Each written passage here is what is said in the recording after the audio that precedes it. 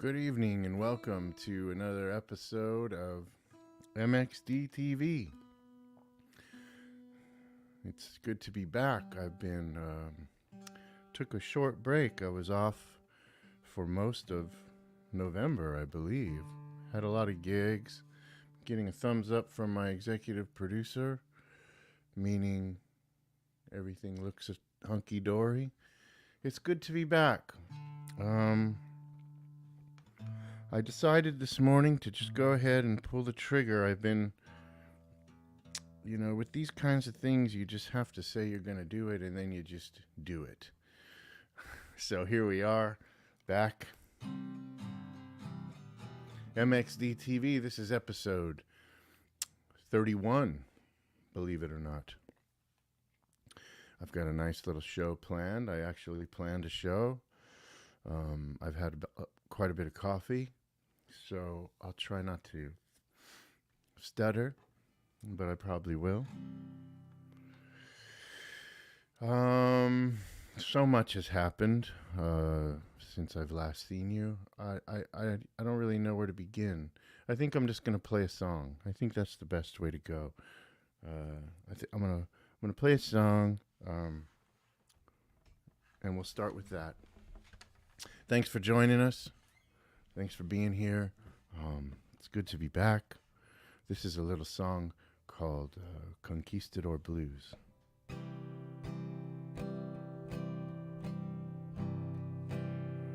And there you stood on furrowed ground, where you once were king. Now you sit with your Spanish dolls, and the bullfights on TV. Sad in your ways, you never came around.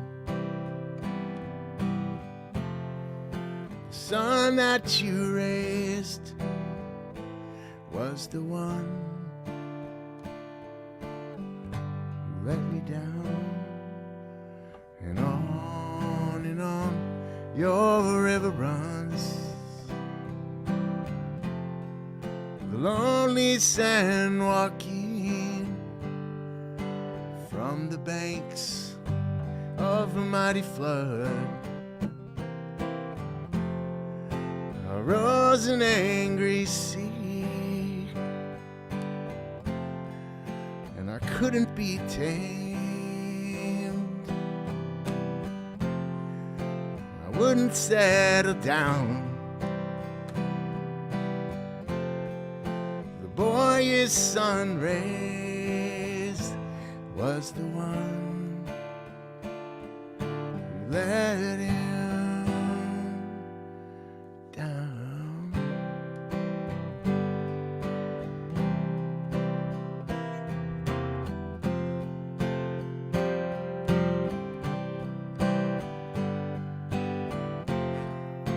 The moon stole away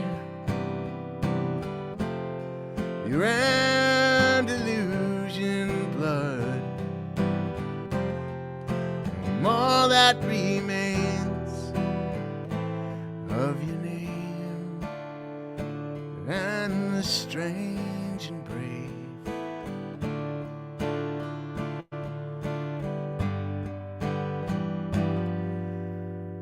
Man of Spain.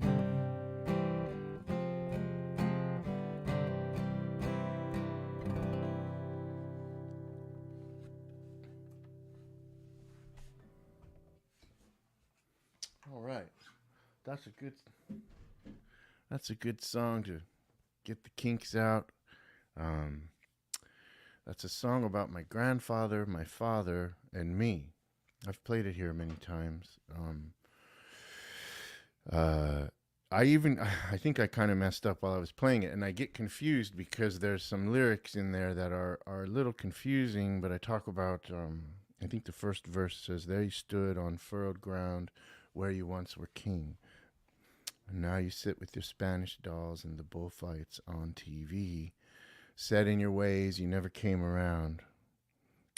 And I think I messed this up, but it's supposed to be, and the son that you raised was the one who brought me down. So I'm talking about my grandfather, and I'm talking about his son, which was my dad, who brought me down because we had a tough relationship. We fought a lot. So anyway, that's the first. And even when we were recording it, Justin said to me, he's like, "Are you sure people are going to be able to follow this?" And I'm like, "I'm not sure I follow it, but I think when you examine it, it makes sense." And then in the second verse, I'm talking about me, and then I'm talking to my grandfather again, and I say, "The boy your son raised," which is me, is the one who let him down. So in return, I let my father down. I won't go too much more into it, but that's the gist of the song, is that we have behaviors that kind of get passed down. We repeat behavior. We have behavior. We don't even know why we do it. Anyway, I want to read this poem. This is an old poem of mine, but it relates to my grandfather again, because he committed suicide years ago on my birthday, which was August 2nd, 1982. So the name of this poem is called Grapes, August 2nd, 1982. It goes like this. In dry August, grapes are yanked from the vines and placed on wooden trays in the sun to rid themselves of the life within. It is harvest, and the workers come to clog the fields. Stooped against the day, they gather what they can in the small spaces of their backs. Knotted rows eat into their hands, a crouched existence. A lifetime away, my grandfather lights the dark room of his mobile home with a flash of powder and smoke. Released from the land, he is now straight. A sinuous trail of burgundy bleeds out and stains the cheap shag rug. In his house, the women wore no makeup. His children were made to work as he had worked, and at meals no one spoke. His wife withered to a small cancerous frame. Even the strongest of will can't predict fruit. The strictest wire cannot contain the vine. My father, who believed him, left order for order and joined the military. And in the bowling alleys of Germany, among the polished lanes and uniform pins, met a girl from the slums of New Jersey, an army brat, daughter of a drunk, Kathleen Louise, and I was born August 2nd, 1969. They met in Germany, my father and mother. My mother was from Jersey City, grew up in Jersey City, but her father was a military guy, a career military guy. My grandfather, Nick Kearns, and he was an alcoholic, and he was a good guy when he was out. Anyway, they were in. He was stationed in Munich, Germany, and my father was. So my mother was there because my grandfather's whole family was there, and my mother was there, and my dad was in a bowling league. He was in the Army, and he was in a bowling league, and at night they'd be playing, and my mom would go to the bowling alley and hang out and watch the GIs play bowl, and that's where she met my father. And when she met him, she went home and told my grandmother, her mother, I met the guy I'm going to marry. And they did get married in Germany, and they moved back to the Central Valley together.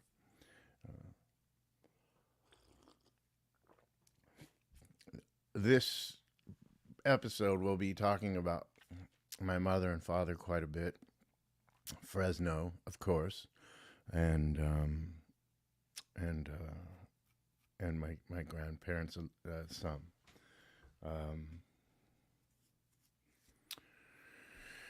I think it's cool to bring this up really quickly. No, I'm going to play another song. This is a new song. Hi, Melanie. Melanie's here. She gave me 2 hearts. She's watching on Facebook. So for those of you that have joined us tonight, I thank you. My vision has declined considerably, and I can't really tell how many people are watching, and maybe that's a good thing because I sometimes obsess about that. It's just good to be back doing this. I changed my background again. I didn't have a very good response to the Charlie Rose background. And so I decided to go back to something more natural. And I like this one. We've got some paintings of Melanie's behind me. Darn it, I'm going to forget the names of them. She told me, and now I've forgotten. So Melanie, you're gonna have to. What's this one? The green one? Melanie? Type in the name of that one. Oh, my sister Franny is here. Franny, I'm okay, by the way, as far as I know. We'll get to that. We'll talk about that. I'm glad she's here. Hi. Let's see. This one is called Pavlov on. This one's Pavlov of the Pond. The green one. Oh, okay. The green one is called Dress Reversal. And this one is called Pavlov of the Pond. Those are Melanie's paintings. You can view them on her website. And I believe both of those paintings are being represented by Pinkwater Gallery and Sanger's beautiful gallery. Oh, no, they're not. Okay. What do I know? So they can find those on your website, Melanie? I'm botching this. I'm sorry.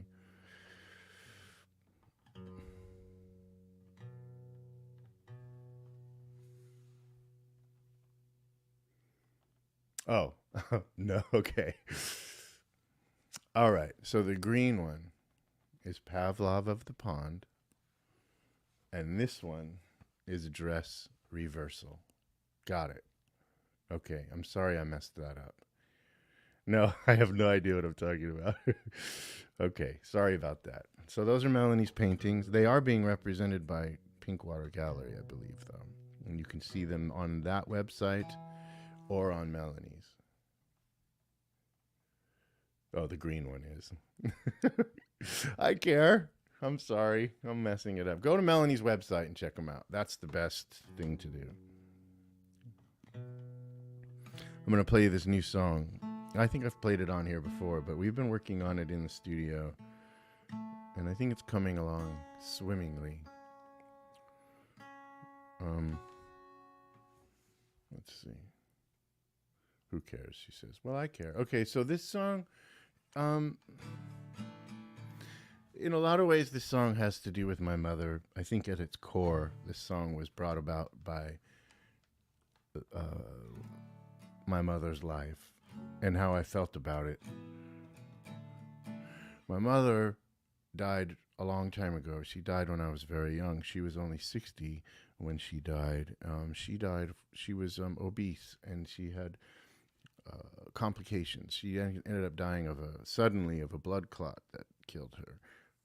I don't mean to be morbid, but these are the things that have been on my mind, and it's not morbid. It's just these are the things that I've been thinking a lot about. And when I was thinking, when my mom died, when you live with somebody who has an affliction like that, who you watch struggle with it, and I had my own problems, but when you watch somebody struggle with, say, obesity, and you see them, they want to change, and they can't do it. And the thing that one thing is just like eating away all of their whole life, really, their confidence, their psychology, everything is just deteriorating around this one affliction that is killing them. And that was the case with my mother. she ended up getting one of those surgeries. It was the staple. She had her stomach stapled, hoping that would help. But it was a new procedure. And anyway, she ended up dying of a blood clot suddenly. And I had a lot of guilt for a long time about maybe there was something I should have done differently to help her. There's that.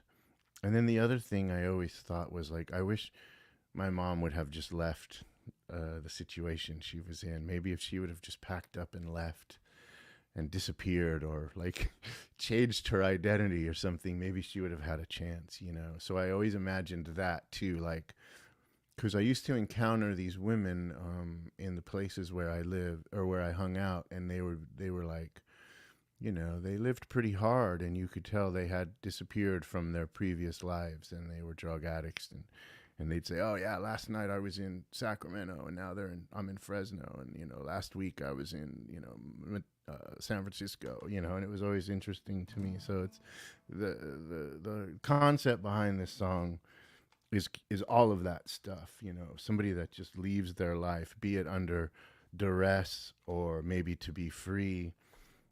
And then the final prompt was, I saw a billboard coming home from Vermont, and it had a picture of a woman, and it said, I forget what the name was, but her name was Lynn something, and she was missing.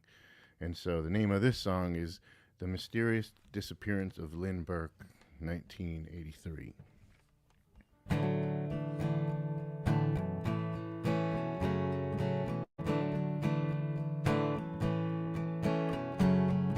First 3 days, found your aerosol can and the weeds along the interstate, laced and lined with your DNA. Confidence, science, forensics, and evidence slowly waned when faced with silence and arrogance. You were gone for good, and I didn't know then, and I couldn't say how. I know I let you down. I know I let you down. We took the photostats, the sketches and pictures from Photomat, placed them on the corkboards, the places where they'd seen you last. The ladies at the truck stop, they couldn't say when, and they couldn't be sure. The last time that they'd seen you, who you were with, what you were wearing. And I know I let you down. I let you down. See it clearly now. Now you're not around. I know I let you down.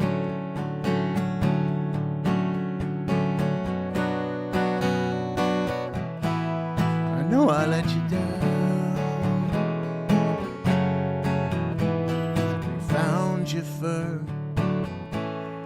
coat rack in Damascus late November.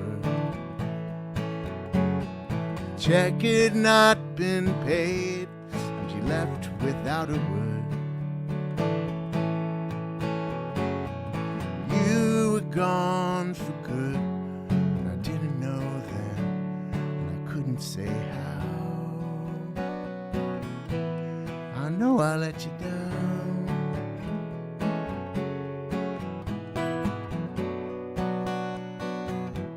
I know I let you down.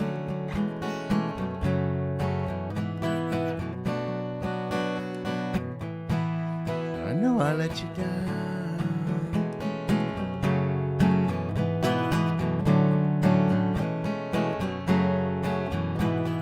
And you were gone for good.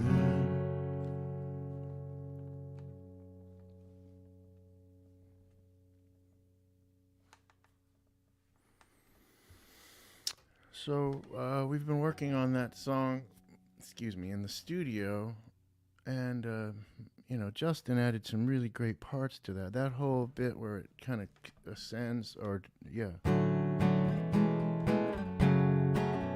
that was all Justin's idea, which I love, and he came up with this really great drum part and this bass part. It sounds really cool. We've had a lot of fun working on it. I'm really excited about this new record. I think it's going to be pretty good, and we're having a lot of fun working on it. I love working with Justin, and he and I have become really great friends, and he's just such a talented guy, and he has so many great ideas. It's a real joy to work with him.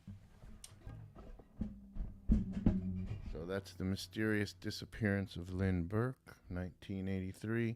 I tried to have some fun with the time period. I don't know if you've ever seen No Country for Old Men, but I love it's kind of like late 70s, early 80s, and the way that looks and the way that feels. I was trying to get that feeling in that song, the things I'm describing, and the kind of forensic evidence was coming on. It's pretty strong at that time, and like mention of photomat and these types of things. And photostats is kind of a dated thing, but so to follow up that song and to follow up that idea about women disappearing from their lives, or anybody really, but this is a poem I've read on here before, and I'm going to read it again because I feel like it fits nicely right here. And coincidentally, this is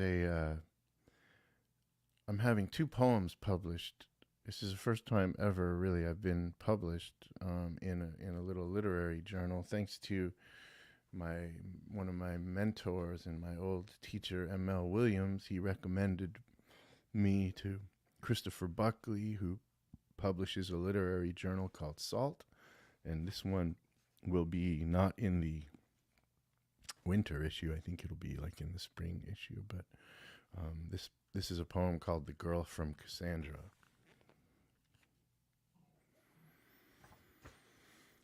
I've been at the London motel for 3 days, in the corner room that looks out over Freeway 99, and I seesaw from window to peephole to see who is wandering by out on the street. An endless parade of motherfuckers, in the words of Michael Chabon, who was writing about Berkeley, which isn't far from here, but might as well be another planet.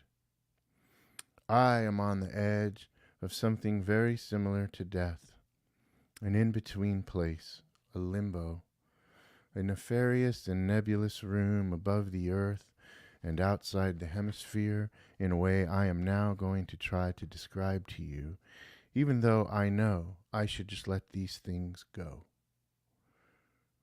Do you have any poems that aren't about Fresno? My wife asks me right before reading a draft of another poem, not this one, in which I attempt to talk about something else, but halfway through I'm in the San Joaquin Valley, in the midst of another shitty summer, putting out cigarettes on my bedroom floor, and climbing in and out the window, and pushing my desk up against the door, and sitting amidst a flotsam and jetsam of lighters, and singed hair in the back of my closet, adrift in a sea of dirty magazines, convinced someone is looking for me. My sister, my father, my roommate, the boss of some restaurant I'm about to be fired from. What do you want? My eldest sister says when I call her on the phone and launch into a fabricated tragedy to cover up the existing one I inhabit. The shuck and jive of the addict, the lilt and hustle of the junkie, the compartmentalization of deceit, the insidious ability to stow away the light or the flame or the spark while speaking into the filthy telephone outside the Avalon Club, where just last night I was stopped by police, and they sat me down on the curb, my head resting on the chrome bumper of a 1976 maroon El Camino, and the headlights of traffic Mystic semaphores coming so close, then disappearing in red sequins. I used to think I had a choice. I distinctly remember staring at the flecked door to room 27 on the second floor of Reps on Blackstone, and then briskly walking away, down the staircase past the urine and empty packages of Newports and gum wrappers, crumpled and forgotten after being discarded or inhaled or chewed up in the maelstrom and whirlwind of motel rooms hidden beneath garish neon. A false exhibit of swim-capped divers, 6-foot sentinels, and the moon blinking out one tube at a time behind flickering cacti and howling silhouettes of pink coyotes. I sit behind the wheel and shake before going back. I stare into the abyss of silence and black and say, yes. I stand at the door and knock, and Joni, lit by the lone lamp, appears luminous and wistful. She has been on her side of the door for so long, she has forgotten that there is a reason, perhaps, to human suffering, that we are reaching for a truth within or without. But this is the place it begins or ends, and she sees me fresh from the womb, a soldier with all armor intact, standing in the exact location she might have started. A girl from Aurora or Athens or Cassandra, facing down a door for the sake of art or humanity, and she enters and makes the claim to the Minotaur that she will stay only long enough to take note of this room, above the freeway, looking out at the cars going in one direction or another, the endless parade of motherfuckers out there on Earth below the world we now hover in. Because we are none of us alone on either side of the real world and the other and the other. We are travelers with many faces, seeking or sacrificing one thing through time and space. This poem went through quite a few edits to get to that spot, and I believe the final edits, I trimmed quite a bit off. I trimmed the end of that quite a bit at the suggestion of the poet Christopher Buckley, who was publishing that poem, and he was right. He was right. Working with Justin has taught me to trust other people's criticisms and opinions and to go with them in art, and it helps. And Dorothea Marcus is here, and she's watching on YouTube. I think it's important to point out that Dorothea does not look like this thing, there, but she's much prettier than that. It's a cool house concert poetry reading. Right on. That, can I use that as a quote? Thanks for being here. It's very nice of you.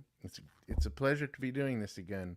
I have to be honest, I was afraid to do it because it's been so long, but I'm happy to be doing it, and I can tell there are some folks here, and thank you, Dorothea, for chiming in. It makes it much better when people comment, and it's really lovely and makes me happy. I'm going to take this opportunity to show you this cool article that my friend Adam Snyder wrote about me. It's in Hudson Valley One, and look at that headline, or look at the title of this article. It's called "The Fresno Kid," and that's me. I'm so proud of this, and there's a little picture of me. Yeah, that's an old picture. I don't look. I was telling Melody, I don't look that good anymore. As you can see, my beard has turned white. But this is a really great article. He interviewed me and then put together this beautiful article entitled "The Fresno Kid," and I'll just read a little bit of it because it's kind of fun. But singer-songwriter Mark Delgado has lived in the Woodstock area about 8 years now. But the land of California remains deeply ingrained in both the man and his music. If California conjures images of Hollywood and Silicon Valley, think again. Delgado hails from the other California, Steinbeck territory. It's really sweet, and he did a great job. And Adam is a beautiful writer, musician. We met in line picking up our children at Woodstock Elementary.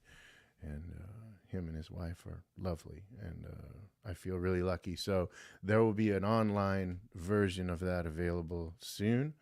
If you live in this area, you can pick up a hard copy of it. It's really great little article, if I do say so myself. Feel very lucky. John Light's here. Hey, man. John Light is a great friend of ours, a beautiful musician, and an even lovelier human being. I'm just all warm and fuzzy tonight, as you can tell. I'm going to play you this song goes with definitely the girl from Cassandra. This is one of my favorite songs I've ever written. Maybe my favorite song still. I play it all the time, and so what? I'm going to play it again. It's called The Queens of Coming and Going. Got a great video for it on my YouTube channel you can watch. That was put together by Tim Gainey and the production team of Mimi and Richard Hall, Little Bit Productions. This is called The Queens of Coming and Going. How are we doing on time here? I feel like we're doing pretty good. Okay, yeah, we're moving right along. Great. All right. Thanks for being here. I keep saying that. I'm going to start.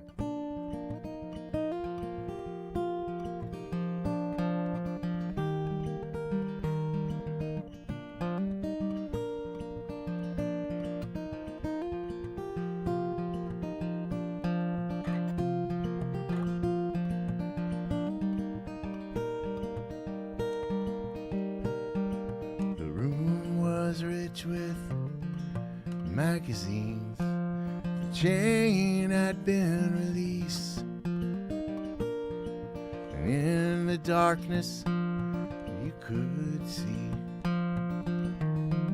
her fingers sick with rings. There were no more wedding bells, and the planes had split the trees. They sat on the edge of the bed with the Queen of London scene.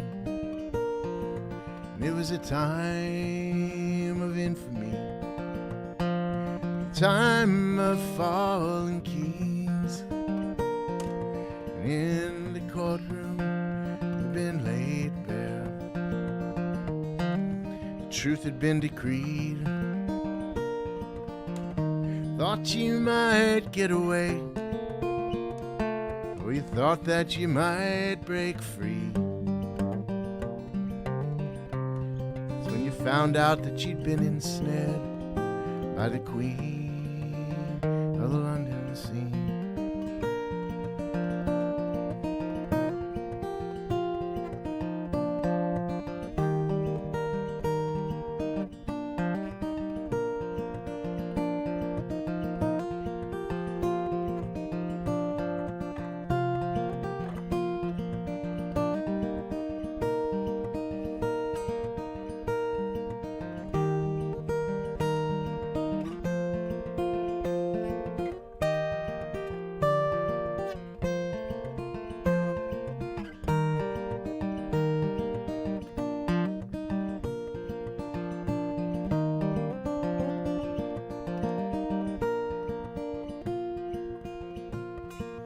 In the orchard, while you dreamed, a shadow did appear. And there was something cold and dark poured in your ear. You tried to listen and you tried to hear, but there were only screams. Mouthful of bad advice from the Queen of the London scene.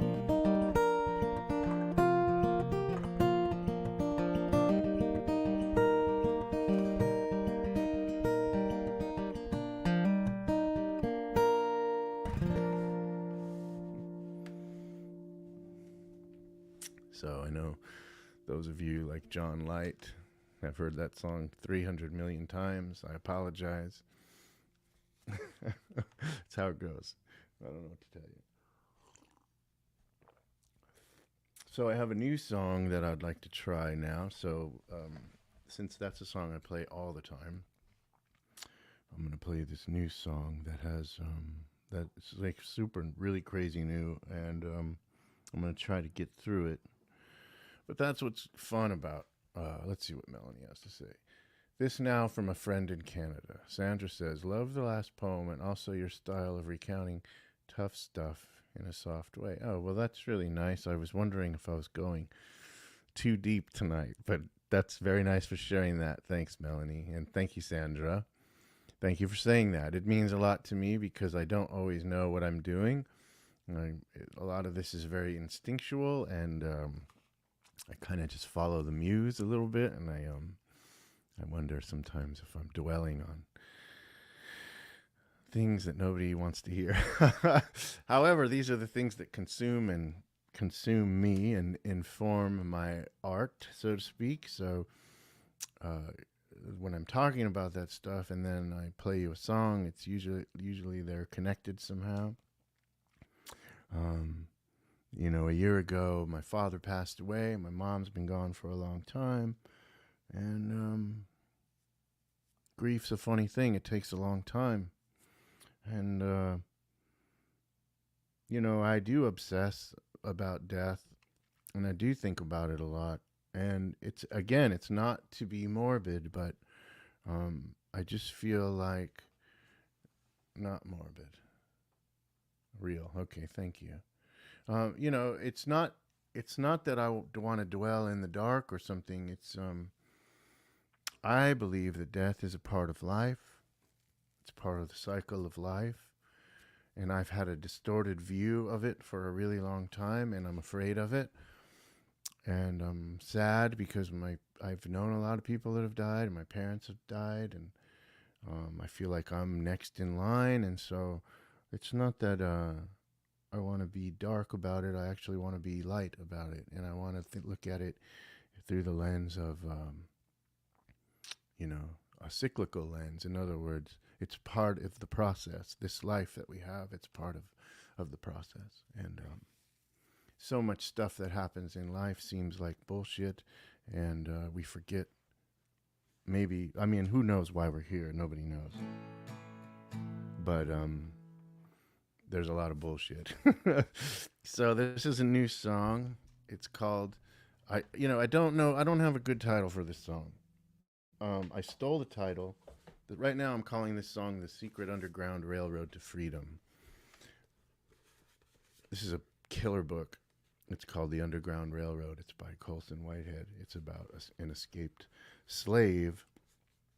And this is a bit of science. It's a bit of fantasy, really, because although there was a real underground railroad, it wasn't actually underground, and I don't know that it was actually even a railroad. It was just a network of people helping slaves escape and achieve freedom. That book is fascinating. It's brilliant. I was moved by it, and there were some great passages of the slave. The main character, she escapes and gets captured many times. But when she escapes and she enters free territory, she changes her name. She has a different identity, and the way she views the world as somebody with newfound freedom that never had it before. She's very. She has a wondrous view of the world, and she approaches life with a I want to say zeal or zest, but it's I don't even think that's the right word. She just seems to really appreciate every little thing that happens, and everything is special and important, and her choices are important. And it reminded me of getting sober. For me, it was that's kind of how I felt getting sober. And sometimes to this day, when I see the world properly, I have a better understanding or a better appreciation for everyday occurrences. So this song kind of sprouted out of that, and out of that, I think I wrote it like around election time. So I was kind of irritated. Anyway, it's a long kind of. I'm gonna give it a try. It's called "The Secret Underground Railroad to Freedom."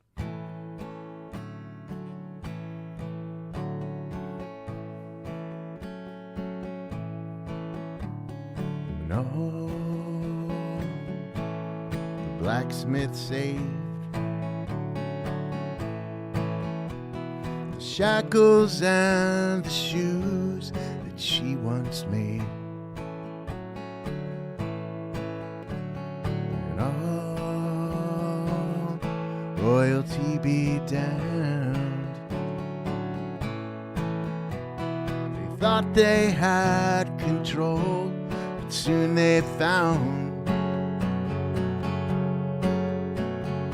you can't pay off those volunteers who showed up with the buckets all full of tears to put out the fires raging east of Eden. Please don't ever mention the things you've seen there, and always remember to tip your waiter. And oh, where do you stand? Don't pretend you're here to lend a hand. And oh, you think you're smart, but everything you do just falls apart. Keep your eye on the ball as it swerves across the plate and smacks you right in the face. And even if you finally get on base, you find out that the umpires have all been paid, and the man in the stands, he owns all the bleachers. And he bought all the players and he sold you your sneakers.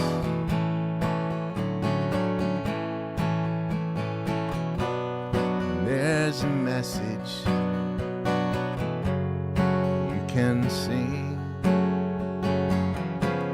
Salvation Army girls are waiting in the wings. Down the ocean, down the hall, a dream you dreamed outside the restless shopping mall. Can't see out a dirty window, and you will never know which way the wind blows. Picking up those leaflets and magazines, it's a filthy subscription for something obscene. It's a tired and a useless unwanted prescription. It's a snake oil cure for a nagging condition.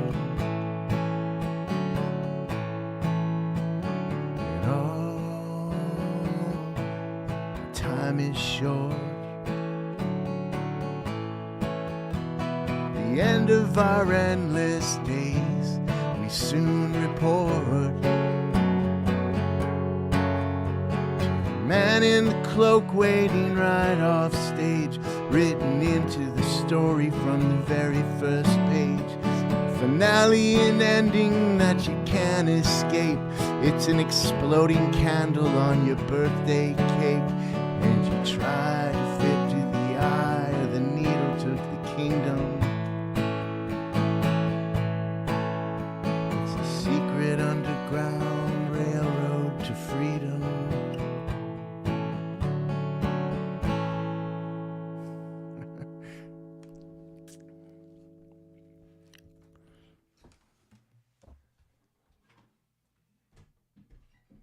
Well, I think I remembered all of the words pretty. I think I just messed up one little part, which is not too bad. I'd been listening to a lot of Connor Oberst. Melanie writes love. She that's really nice. She's my wife, so she has to say that, I guess. But she doesn't always say that. I'd been listening to a lot of Connor Oberst, who I love, I adore, and he's very verbose and has these kind of long, sprawling, wordy songs, and I think I really just was trying to copy him, and that was my best shot. So after playing that song, I want to read you this passage from this book. And I'm going to read a couple passages from this book. How are we doing on time? Pretty good. I'll try not to go past an hour, but it's like 48 minutes, it looks like. And looks like a lot of you are still here. So we'll keep going. Thanks for sticking around. I want to show you this book.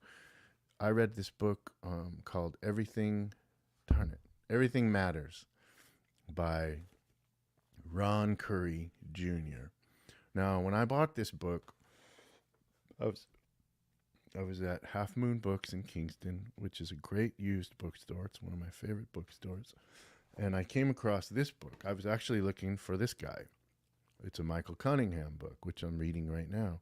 This is the guy that wrote The Hours. This is a killer book. It's really, really good. I love Michael Cunningham. He's pretty heavy duty. It may not be for everyone, but I really love it. I think he's just fascinating. And I'll talk about that more another time. But what happened was, when I bought that book, I saw this book. I had no idea who this guy is. And they say don't judge a book by its cover, but that's bullshit, because look at this great cover. And I do judge books by their cover. And what a great title, Everything Matters, because I believe that. I believe everything matters. And this book confirms it. It's a fascinating book. It's brilliant. One of the main things that happens in this book is this there's different chapters that are told from different points of view, but there's one main character, John Jr., and then there's John Sr., his father. Well, his father dies in this book. The story is almost too crazy to try to break it down. But John Jr. is one of the smartest people ever to be born. In fact, he's the fourth smartest person ever to be born. And he is spoken to by aliens. And the aliens tell him when the earth is going to end on a specific day. And he makes all these choices according to that. And his father gets really sick with cancer. And he tries to cure cancer, and it's a really brilliant book. But so after playing you that song, I'm going to read you this passage that I really love from Everything Matters by Ron Curry Jr. And I'll just jump in. I'm not going to try to explain it too much, but this is John Jr. is ruminating on his father, about his father, and he says, "I think about my father's life, and as I do, a sudden anger washes over me, hot like fresh blood. I think about his lost baseball career and all the years he worked for next to nothing. I think about the money he didn't have, spent on crap that didn't work, the refrigerator that just died just after the warranty had expired and cost who knows how much in rotten food, the color TV, less than a year old, that blinked out during Game 4 of the '86 World Series, the matching Desert Desperado bikes he bought for me and Rodney that started falling apart pretty much the moment we got on, and my father's repeated attempts to repair them, to no avail, never to any avail. I think of what his afterlife might hold, and I got a vision of him as Sisyphus, but instead of pushing a rock, he's pushing that bastard of a car, the green country squire wagon with the faulty starter, over and over again. He shoves it up the hill, then watches it roll back down, and I have to admit that a tiny part of me hates him for slogging along through all eternity like this without complaint." His father in this book is dutiful and never complains and works 2 jobs always, and is just like was in Vietnam, and he idolizes his father, and he wants to, but they didn't speak much. You know, his father was a man of few words, and I love that passage because I feel that way when I think about my own parents and how dutiful they were and how hard they worked and spent money on shit that didn't matter, and like we all do, and I do the same thing, and I get caught up in things that don't matter, and you know, everything that's happening is right in front of me, and I I get distracted by all these things I think I'm supposed to be doing, by all these things I think I'm supposed to be accomplishing, when in fact, you know, all Mary ever wants is for me to play with her, and all Melanie ever wants is to hang out, you know, and I forget those things, and I just really love that passage. I'm going to read one more passage that might ruin the book for you, but it has to be read. It has to be. It has to be read. What am I going to play? Am I going to play? Well, we're almost out of time, so am I going to play "Bring Me the Head of the Lapwing" or "The Wild Dogs of the Central Valley"? I think I'll play the Lapwing song because, again, I mentioned my mother in this song, and in this song, it's also a new song. It's going to be on the new record. We've almost got it done. I believe this song's pretty much in the can. I think it's done. I think we're going to make a video for it. Again, the guys in my band, Todd Nelson plays some great guitar stuff on it. Justin came up with all this great stuff for it, like he always does. And we played it the other night at the Colony, and I was really happy with this song. Anyway, I'm going to play it. This song, I think one of the underlying themes of the new record is that we all are connected. And we forget that, you know. I'm fascinated with the Cain and Abel story. You'll hear me reference that a lot. I like Bible stories. I think they're really cool. I'm fascinated by them.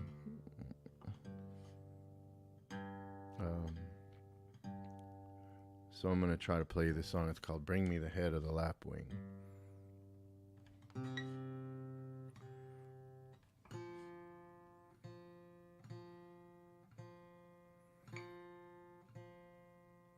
I should be talking while I'm tuning this guitar.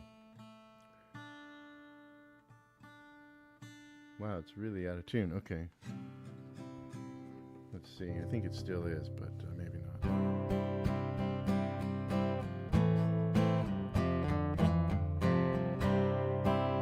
Good enough. Well, maybe not.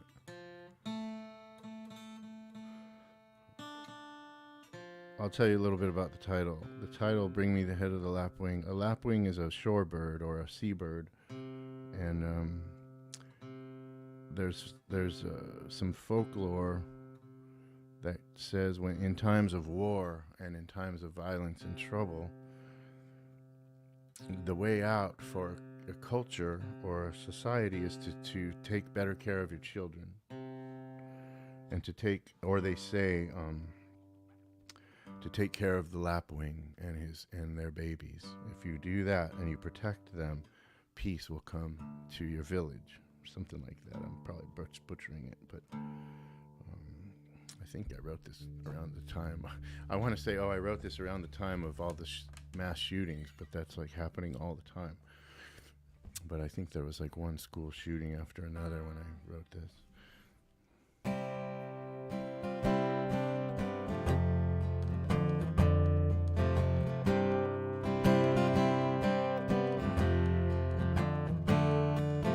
Open your eyes in the dark. Night won't be long. It's here and gone. The shore birds are shrieking. Words disappear in your ear.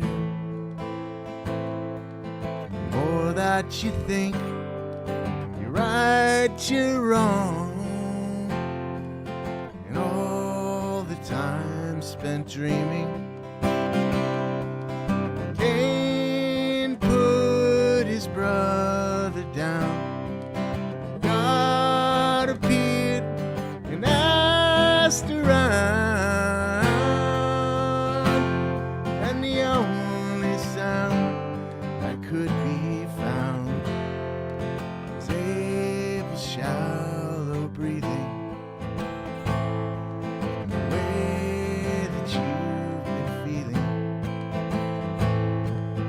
Headlines on the ceiling,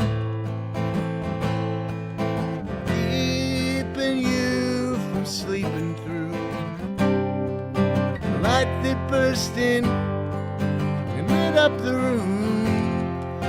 It's hard to rest with a fire in the nest, and the dark that grows darker inside your chest, so you breathe.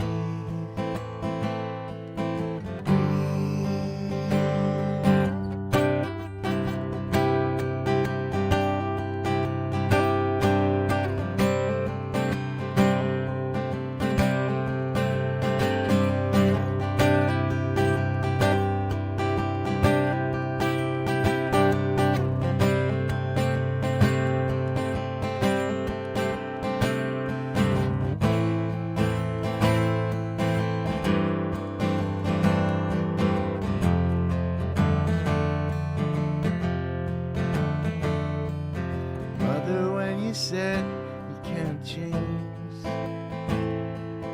Well, I turned my head and I walked away,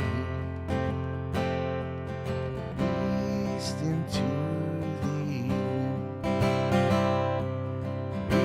east into the evening, east into the evening.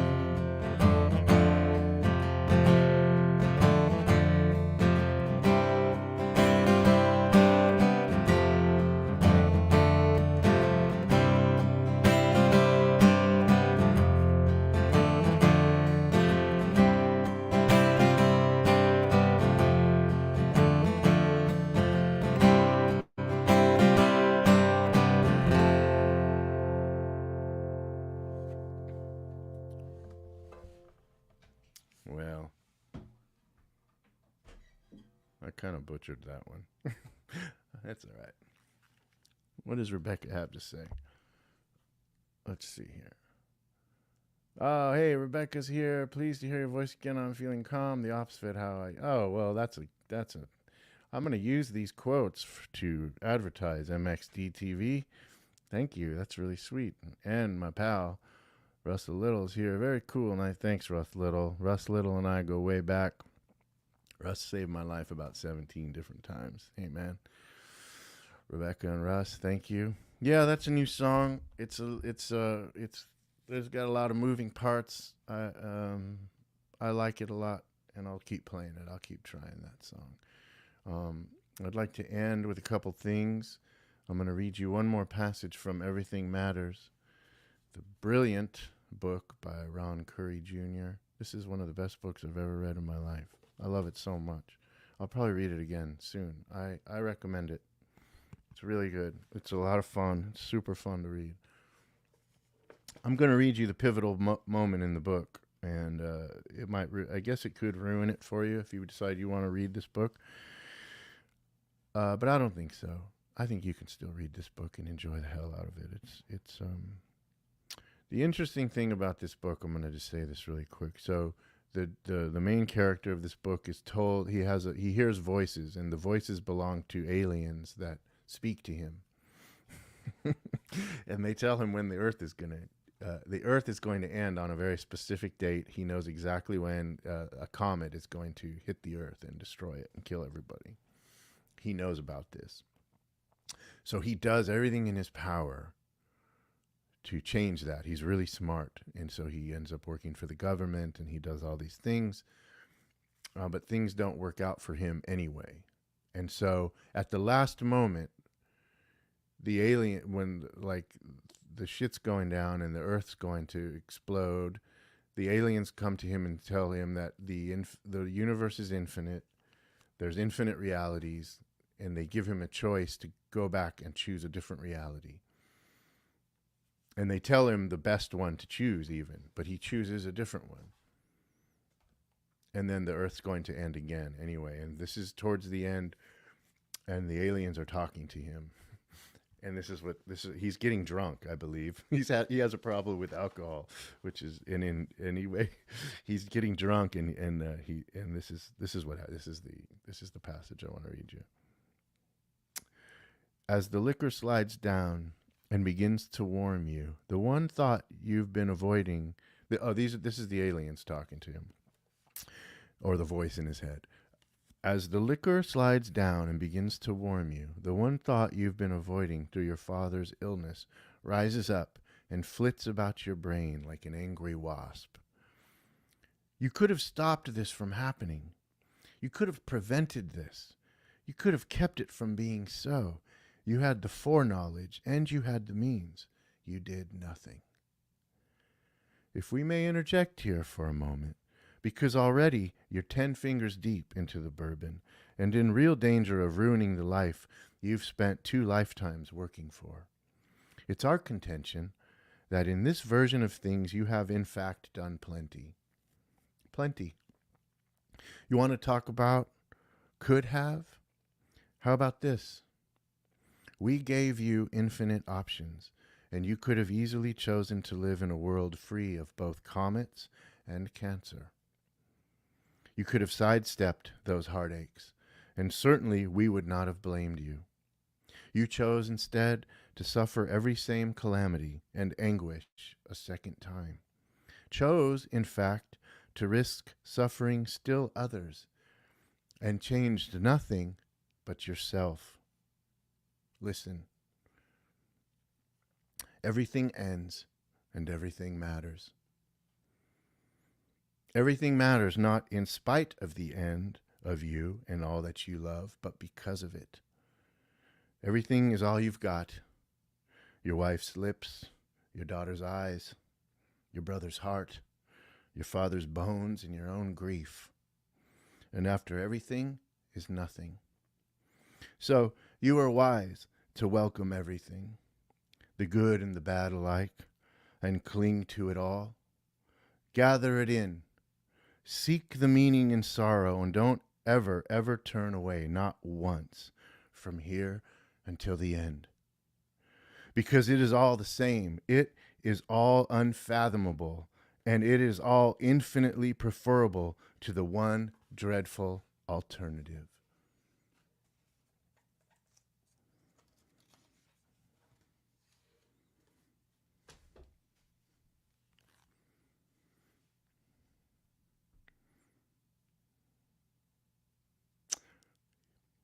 I was going to play one more song, but I feel like that's a great spot to end.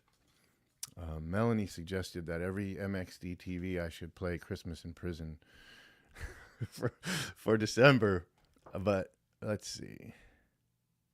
Damn, thanks for sharing. Okay, I'll read it, right? I've been telling Melanie to read this book. I feel like that's the best spot to end right there. It's so brilliant and beautiful. What a beautiful book. And what a fun night it's been. I'll play Christmas in Prison next time. We'll do Christmas in Prison, and we'll do also my other favorite, Christmas Card from a Hooker in Minneapolis. We'll do those two. Thanks for tuning in to MXDTV. Thanks for listening. Thanks for commenting. Thanks for sharing this time with me and Melanie. Thanks for listening to the mistakes and all the ideas. I don't think I'll be back next week because I'm going to be in Atlanta visiting an old dear friend. But maybe I'll record something and put it up. I don't know. But there may or may not be MXDTV next week, but certainly the following week we'll do that. We'll do it. Thank you for joining us. Have a great evening, and we'll see you soon. Love you. Thanks. Bye-bye.